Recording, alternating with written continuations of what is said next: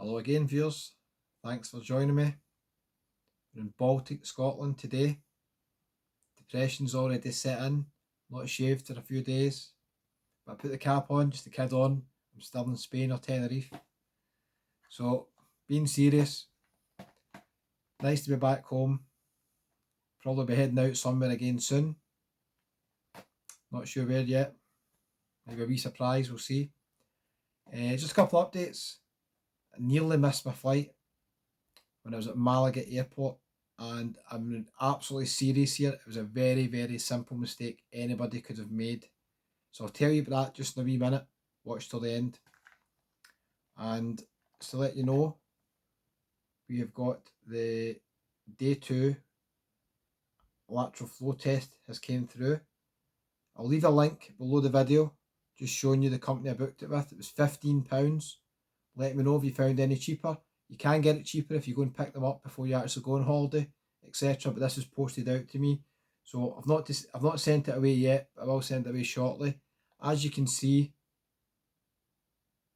it's basically just the same as the NHS free ones that you've got. You've just got the wee grid that will tell you if it's positive or negative or inconclusive, whatever. So you have to take a picture of this once you've done it, and then you send it away to the company.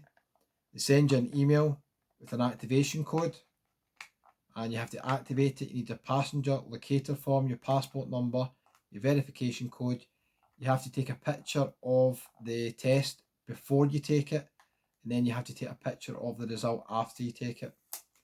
So I'll let you know how that goes.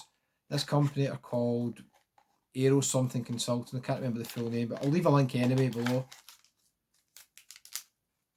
That's the test there. Obviously, you get your swabs, etc. just to do it. It's just the exact same as the free ones you get from the NHS. Now, don't leave any comments below saying, yeah, oh, it's free in the NHS, why do I have to pay for it? It is what it is, so there's no point complaining about it. That's the way it is. It'll change in the future, I'm sure it will, but at the moment, book in the cheapest one on the UK approved list. This was the cheapest one I could find at the time, which was £15. I'll let you know how it goes. I think prices will come down further. There'll be even cheaper ones coming out. But let me know in the comments, have you found a company who've got cheaper ones? There are cheaper ones available, but a lot of them are sold out. This company that I used, I checked it the other day for friends and family, and they were sold out. I couldn't even get it booked for them. So if you do see one that's pretty cheap and you're going on holiday soon, I would definitely recommend get it booked. So another wee quick update just before I tell you about the disaster at Malaga Airport, and it was a real disaster. Hands on the head, thinking I missed the flight. I got an email the other day, and this is the first sign that the YouTube channel is really doing a lot better than it was earlier in the year. The company want me to review makeup products online for them. That's a bit cheeky. They try to tell me something I need makeup. So I think these companies just basically scan through various channels. They don't even look at them. They don't even consider what they're doing. And they just get my email address and they send you just a custom email. So a bit of a surprise there. So you might see a new video soon, something a bit different. I'm only kidding. So back to the Malaga Airport. I've done a video showing you some of the shops when you go past the security at Malaga Airport. And there's quite a lot of shops there, a lot of restaurants, Giraffe Restaurant, Starbucks, Costa, up the stairs is a Burger King. And I've done a wee video just showing you that. Now there's a wee information desk just next to those shops. Malaga Airport's quite big, so if you're going to Malaga Airport for the first time, it's a lot bigger than I expected, and I found it out when I went to the boarding gate because I thought it was quite close to it, but it wasn't. So anyway, I asked the girl at the information desk where was gate B16. That's where it was flying Ryanair to Glasgow, B16. And she said to me, pointed over, and she says, just down the stairs. So I literally just turned round, walked down a wee set of stairs. Down at the bottom, there was an automatic door. It was like a sliding door, a wee tiny tunnel. So one door in and then one door at the end. And it was automatic sliding doors. Only one person could go in at a time. So I went through these doors, came out the other end, looked up, and literally seen hundreds of people in front of me waiting in queues with locator forms out, phones out and everything, and I thought, this is a bit strange. I've already been through security. So I was just standing there wondering what was going on, and then the guy came up and says, have you got your Spanish locator form? And I says, I've already used that. I've been on holiday in Spain. I'm now going to Glasgow. And the guy just looked at me and he says, no, he says, you need your Spanish locator form. So at that point, another girl who works for the airport was standing next to me and said, you need to go through the Spanish side again. So basically, I was in no man's land. I was actually went through to the other side of the airport. Now, I've no idea how that is allowed security wise, how I could even wander down that area. But I was basically standing there in no man's land. The girl says you'll have to go through Spanish security again, as if I was arriving from Glasgow. And I says, I can't do that. My boarding gate shuts in 10 minutes. I'll miss my flight if I do that. So at that point, I was definitely missing the flight. And I says to the girl, can you just open the automatic doors to let me back out the way I came in? And the girl says, I can't do that. I'm not allowed to do it, or I'm not able to do it. I literally cannot let you back in to the airport. So just standing there and I was just thinking, I've definitely missed my flight here. There's no way I can go through Spanish security again. The queue, there was literally hundreds of people in the queue. So I just says to the girl, I'm going back through the doors.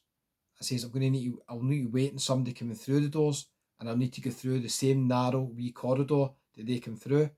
So what basically happened is a lady came through the doors a couple of minutes later. She was coming in the way. I don't know where she came from either, but she was coming in the way.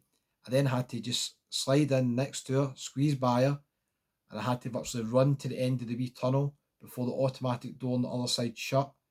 And the door did start shutting before I got there, and I literally had to run, put my arm right out, stop the door, and my leg out, and I got back into the airport. So that's how I made my flight. But it was a bit of a funny story. I was a wee bit like Tom Hanks in that, in that airport film where he's stuck in the airport and nobody really wants to help him and he just doesn't know what to do. I felt like Tom Hanks for a wee minute. So it was a kind of funny story, but more serious side, I definitely easily could have missed the flight.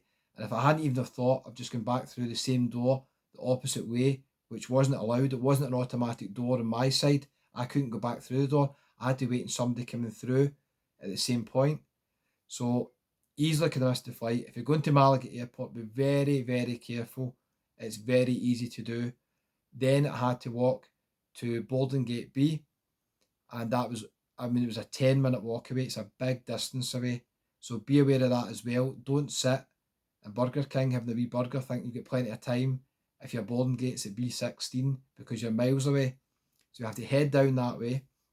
Then when I get down there, they had another passport control. It's like 2 sets of security I wasn't expecting. Another passport control, which normally wouldn't be a problem. You just give them your passport and go right through because it was quite quiet. Apart from, there was a guy in front of me arguing and virtually fighting with the border patrol guy, the security guy. So after about 5 minutes, eventually, they let him in. They let his wife through and then let him in. And eventually, I got through to the boarding gate and I literally just made the flight in time. There was already lots of people already boarded the flight. Didn't bother me, I was going quite late anyway, but I had to literally run down to the boarding gate. So a wee story for you. If you're going to Malaga Airport, be very, very careful you do not end up on the wrong side of the airport once you're through the first set of security. And let me know in the comments, if you've been to Malaga Airport, do you know what I mean? Can you see how that could have happened?